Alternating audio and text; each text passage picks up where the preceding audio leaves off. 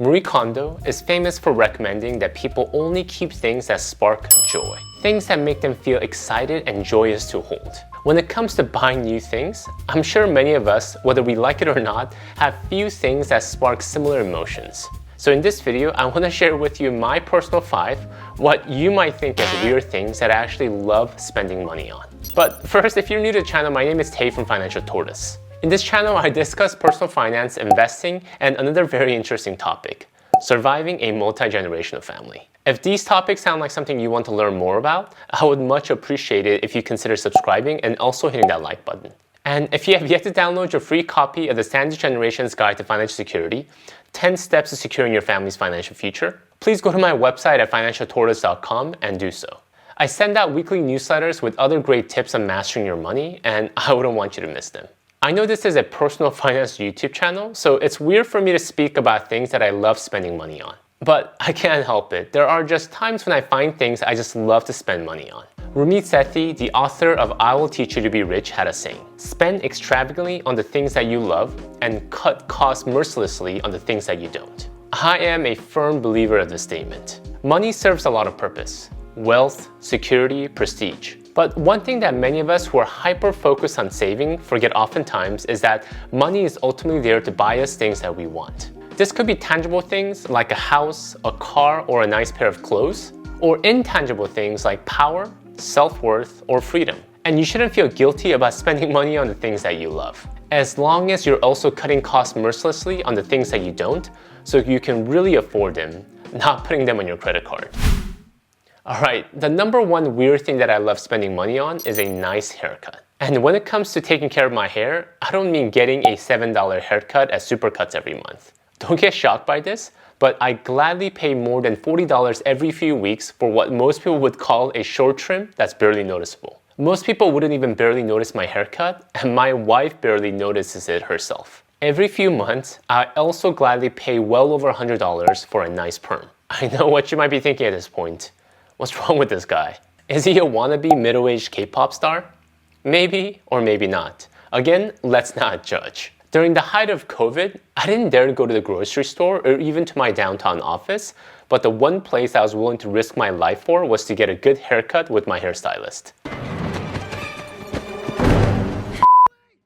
Number 2 weird item I love spending money on is credit card fees. At the time of this video, my combined annual credit card fees are, wait for it, over $2,000. Yes, you heard me correctly.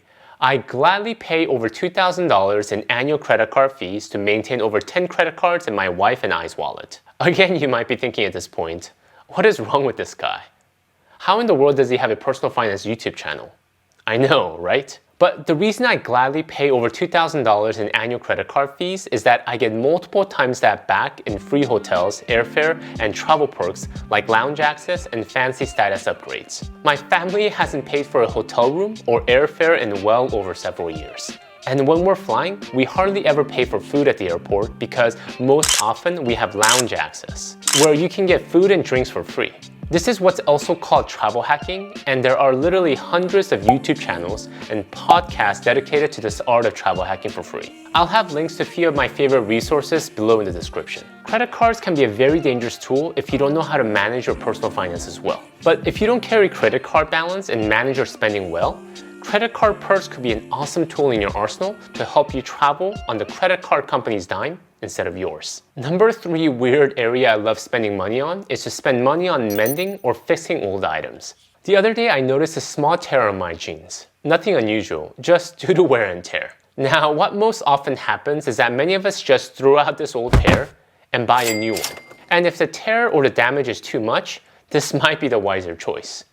But a lot of times, if you can find the right person to fix it, you can extend the life of that pair of jeans or other pairs of clothes many more years. Patagonia, the leading retailer of outdoor clothing, actually lives by this principle. They firmly believe in mending new clothes instead of buying new ones. Once they went even as far as taking a full-page ad in the New York Times that said, "Don't buy this jacket." So whenever I find someone who can extend the life of a few of the clothing items I own, I'm more than happy to spend money on it. With clothes, oftentimes your local dry cleaners or stores that specialize in hemming can do this for you. Not only are you saving money from having to replace it with a new item, you save time from shopping, and overall, it's good for the environment. I have done this with my favorite North Face jacket when the zipper broke, and with my favorite Cole Haan dress shoes when the heel wore off. At a quarter of the price, I'm able to avoid having to spend time, energy, and money looking for a new replacement. Number 4 is books.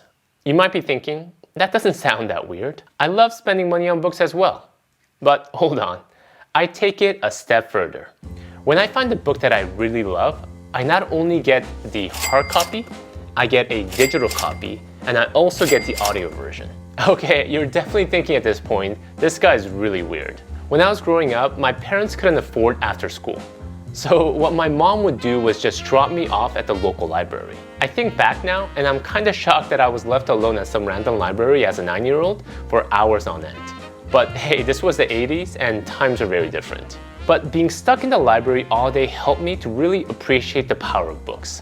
To this day, I can literally spend the whole day with a stack of my favorite books. Whenever we visit a new city, my wife has to constantly drag me away whenever I find a local bookstore. So when it comes to a book that I really love, I can't resist the urge to get multiple ways to consume it. By having 3 different formats, I can read it at my desk, transition to listening to it while I'm working out, then picking up where I left off right before I go to sleep from my Kindle version. I know, what a big nerd, right? But books, I can honestly admit, had one of the biggest transformative impact in my life, and I know that many people agree with me as well. Charles Tremendous Jones had a saying, "You will be the same person in 5 years as you are today, except for the people you meet and the books you read." I definitely don't want to be the same person in 5 years as I am today.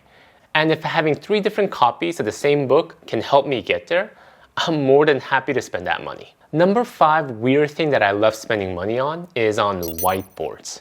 Yes, you heard me right. I love spending money on whiteboards. I have one in almost every room in our house. And what do I do with all the whiteboards? Anything you can imagine. Zig Ziglar, the famous motivational speaker, said that the most people never write down their goals. And when a goal isn't written down, most people never accomplish them. However, when we write down our goals, it increases the probability of accomplishing them by multiple folds. And I totally agree with this statement. If we want to achieve things in life, make more money, lose more weight, build deeper relationships, we want to get in the habit of writing them down. And what better place to write down your goals than on whiteboards where you can see it every day? For the past 10 years, throughout our debt paydown journey and the growth of our family, my wife and I developed a habit of writing down our goals.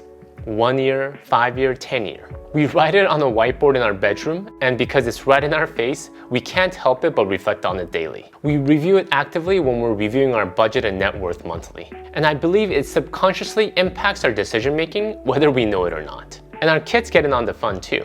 Whiteboards have been a great tool for our kids to just have fun drawing and expressing themselves. But with time, I would love it if I can get them into a habit of goal setting and orientation as they get older as well. If you'd like to learn more about how to talk to your kids about money, check out my video here where I delve deeper.